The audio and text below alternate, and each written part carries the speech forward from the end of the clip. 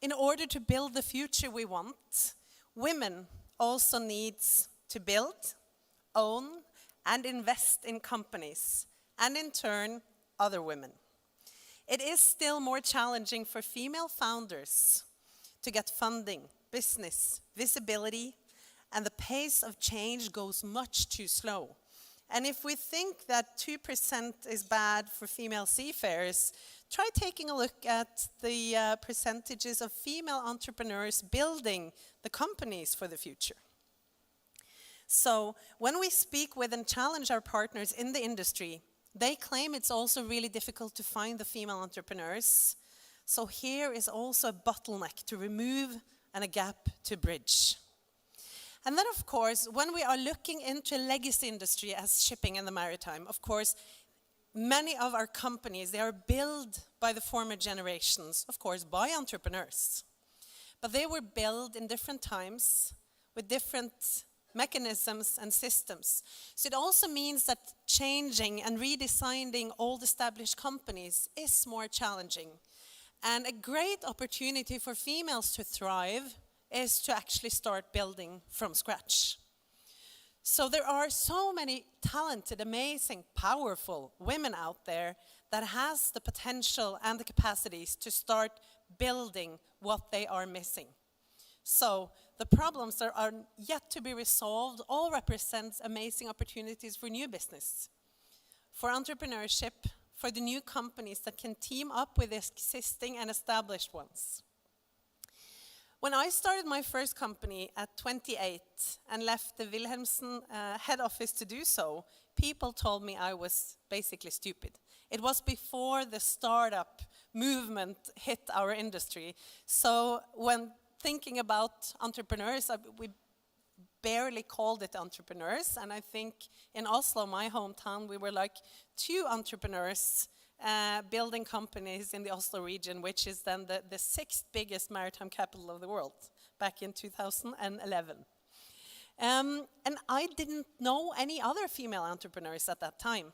I became entrepreneur simply by chance because I had to start my own company to fund the early stage of building up Young Ship International because we didn't have any funding for Young Ship back then to build it globally. So then I figured, well, what can I do? I'm a project manager. I have a great network. I know the industry. I can try, to build a niche where I can deliver something better, cheaper, and more optimal to the industry on project management services. So then it's, no business plan, no big fluffy PowerPoint presentations, but basically just identifying a small niche in the market and then going for it. I had never thought that I would be building up a new company afterwards, especially as a mother of young kids. So I was planning to do more kind of a career which was a little bit more safe, and working with North Shipping and for the city officials of Oslo. But then again, it happened that our government officials in the city of Oslo, they decided that the ocean part of the project I was working on for the government, it was kind of less something they saw was so strategic. They thought that, because they don't really know that much about the ocean, they were like, well, yeah, the ocean, that's more kind of a West Coast thing, and yeah, it shouldn't, we shouldn't put so much energy into it.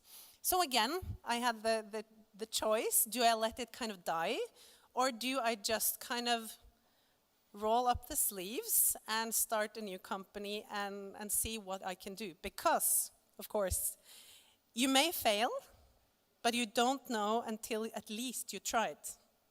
So, for anything that you really believe in, it is important that we are brave enough or crazy enough to try.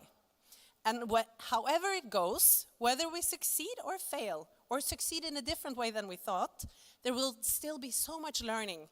And there will still come new outputs and new results that we hadn't even been able to envision.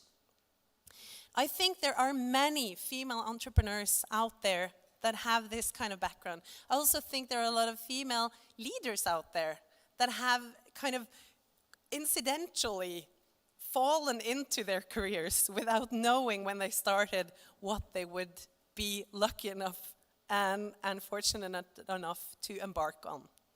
So, my grandparents, they built up companies in other industries, and I believe their history and journey inspired me to bring the entrepreneurial mindset into my industry, where my heart is, and where I want to build my future.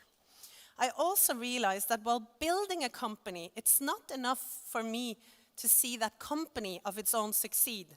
I wanted to build it in a way where we could team up with and mobilize others, so that it would be something that could redesign the way the industries work and be a vehicle for other change makers. So my dream for the coming decades is to help inspire many more women to build companies. But then we also need to build up a system where it's possible to scale and succeed on equal and less biased terms. As female founders, we can mobilize, collaborate, and drive business together. Last month, we signed the national Norwegian oil company Equinor and their Techstars Energy Accelerator as a partner of the initiative that I am about to present to you, as they struggle to find female entrepreneurs, candidates for a program that is extremely popular with applicants from all over the world, and they still can't find and recruit the women. So that program is still open for all the female founders within renewable energy space, and with application deadline end of this month.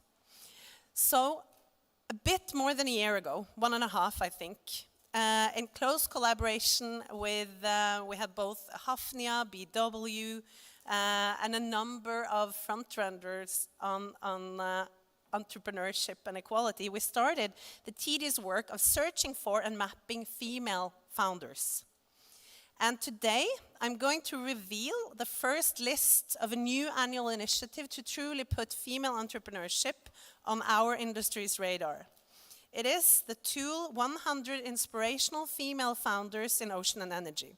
Can you imagine that we found 100 female founders in ocean and energy? Huh? They may not be so visible, but they are out there. So then it's about putting them on the radar.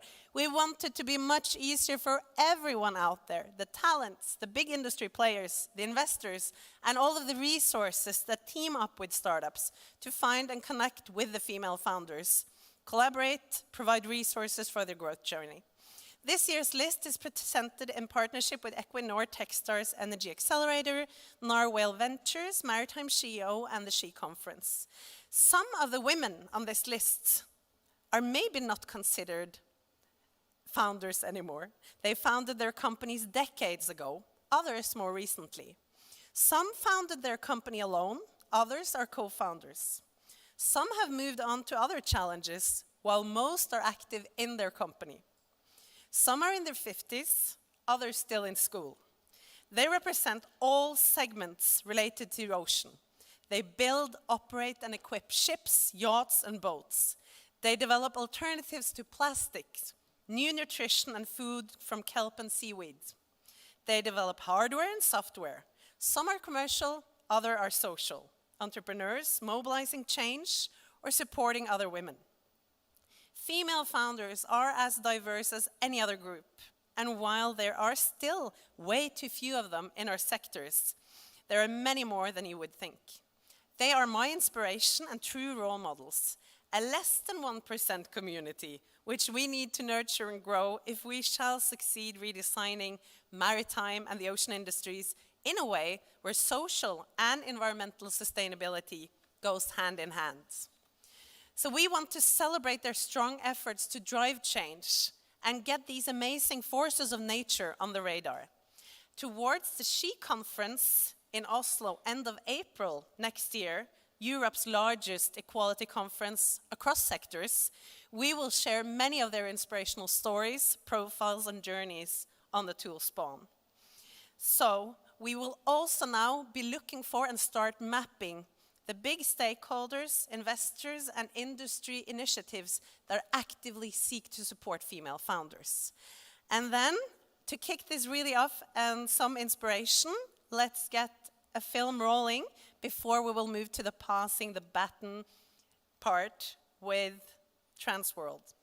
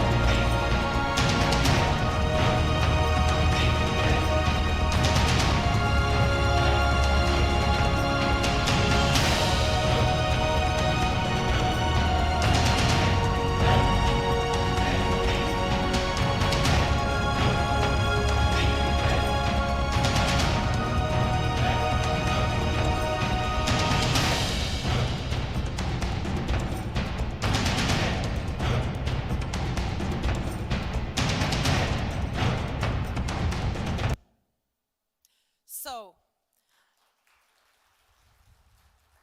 this is also an open invitation for everyone, and I really hope this is also an initiative that truly will fuel the tech talents and the other kind of outsider talents to find our industry and join it.